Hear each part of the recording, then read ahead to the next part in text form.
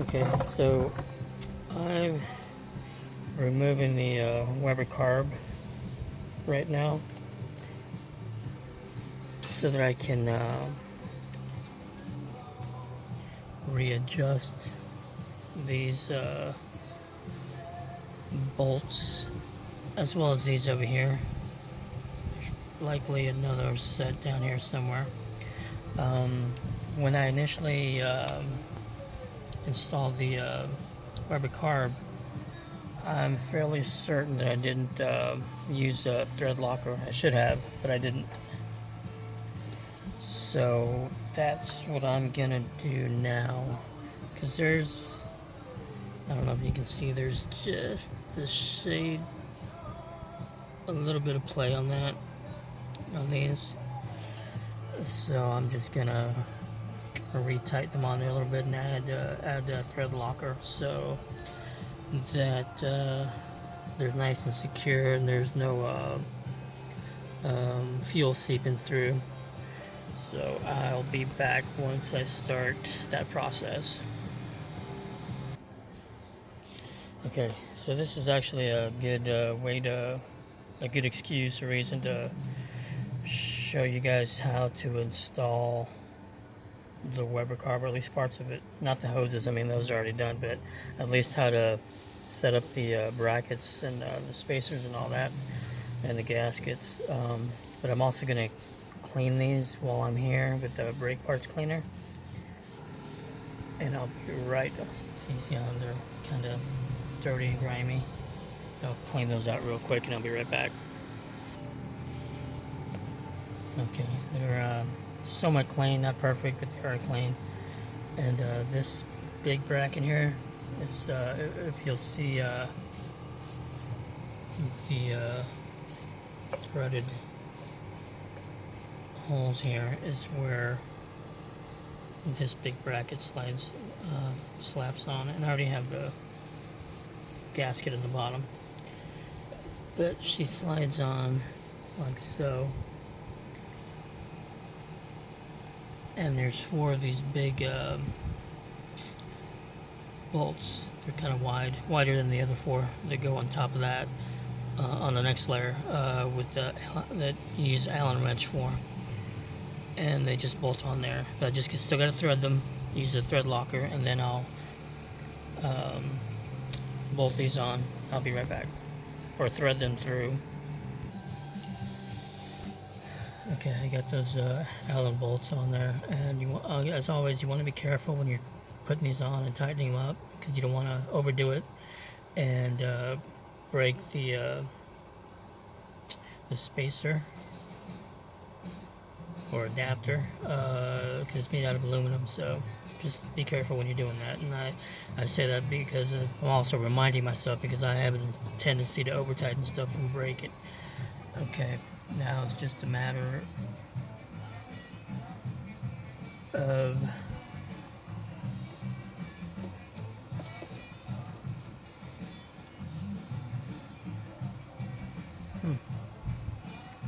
installing this. Sorry, I'm out of frame here. Installing this one, and if you notice, there's 4 holes here for the other 4 bolts, and they're in a different position, and this gasket is the one that you want to use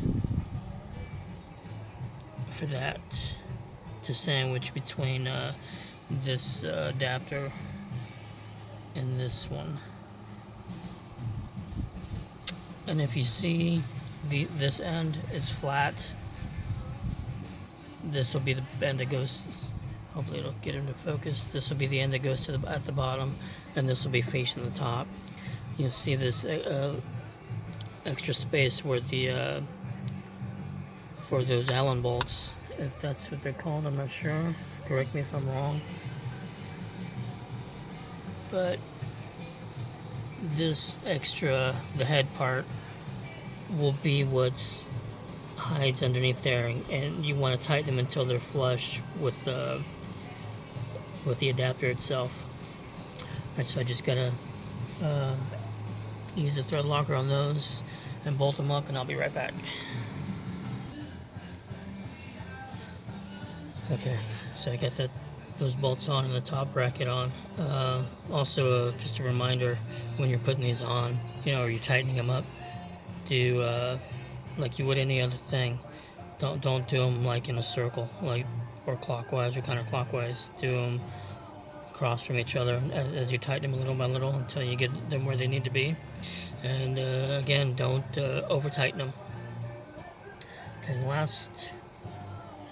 next part, I guess, is these bolts where the carb itself is gonna sit on. You're gonna use to bolt the Weber carb onto.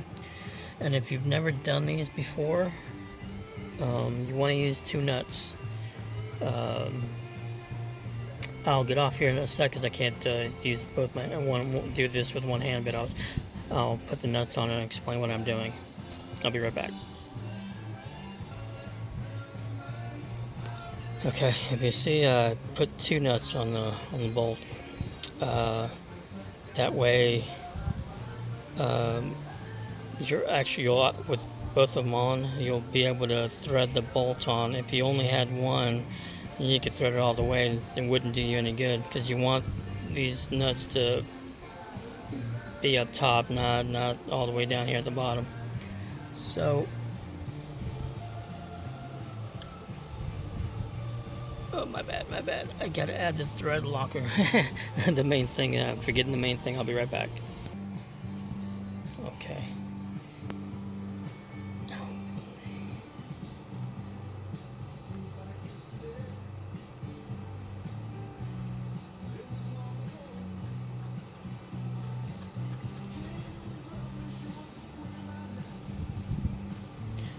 Okay. See, now the bottom nut, again, as I explained, the bottom nut will keep the top one from just spinning freely. And you want to put your wrench or your socket or whatever you're using on the top nut and turn it. And as you see, the thread on the bolt is turning.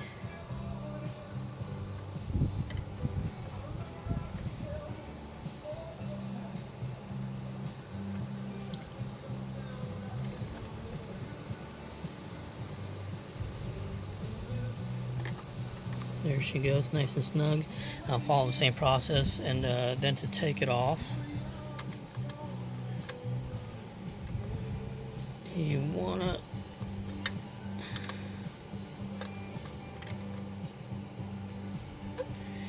my bad. I actually have to.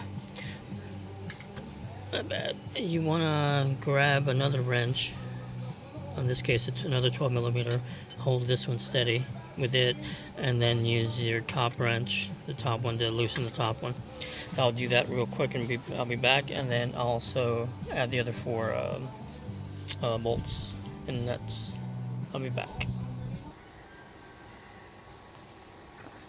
Okay, I got all those 4 bolts on there, threaded and all that, and they're nice and snug and tight.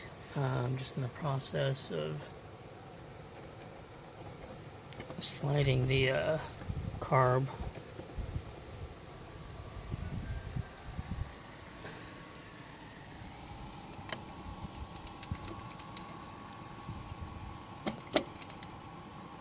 onto its spot.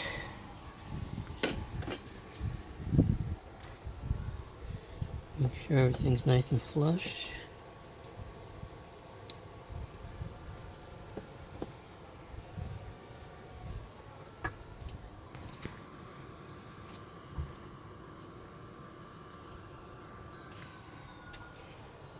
Hopefully, as I can see, there we go.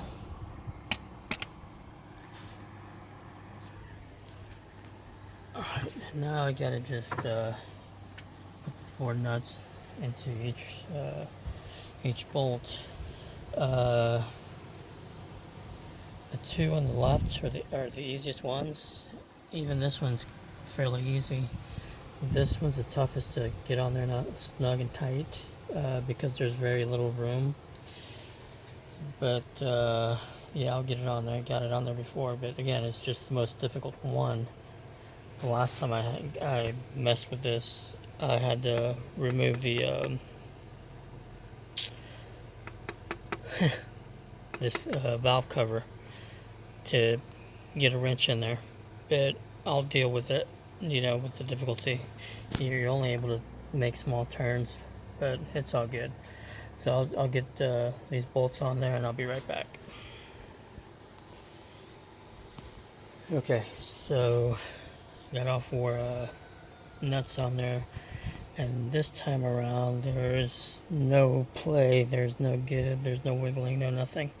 I just gotta rebolt the throttle bracket, and she'll be done. And I'll start her up and see how she does. I'll be back. Okay, so everything is bolted on, and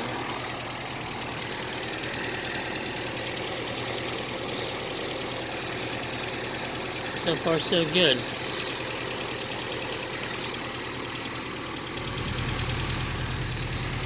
Let me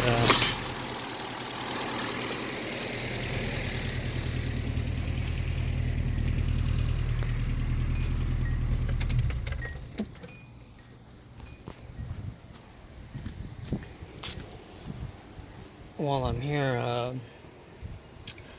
I did this, my cousin and I did this yesterday, or the other day. When I initially installed the Weber, I was having trouble finding the proper spot for the return spring, so I had it over here. And that was actually not a good spot for it, because anytime that you hit the throttle, the return spring wouldn't get the throttle back to go back to its original position. So anytime I was coming to like a stoplight or red light or something like that, and I have the vehicle neutral, the engine would start to throttle up a little bit, so I would have to tap the gas a little bit to get that to fix itself. So my cousin snagged this piece of aluminum and used self-tapping screws over here, and then he drilled a hole over here for the spring itself. And now, hopefully my arm's not in the way so you can see that. It's in the proper angle and length for the return spring to, do its job. So, yeah, just adding that last little bit of info. I just got to bolt on the air breather and the lid and all that for the Weber, and that should be that for that. So hopefully I explain things in a way again that kind of makes sense, and I'll see ya.